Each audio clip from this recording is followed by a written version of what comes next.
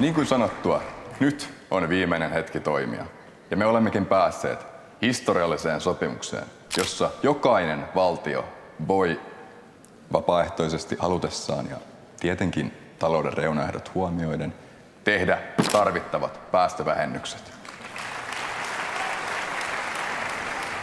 Mutta jos tilanne ei muutu, niin...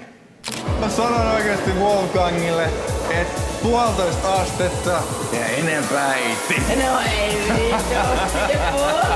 Pakko sanoa, hei. Sä näytät ainakin 1,5 astetta kuumemmalta pikkusakin. Ja sä voisit mennä ainakin 1,5 astetta kauemmas musta.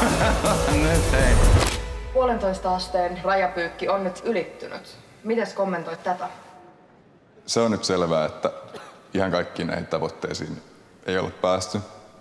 Mutta kuten me silloin luvattiin, niin valtiot ja yritykset voi halutessaan sitten pyrkiä vähentämään päästöjä.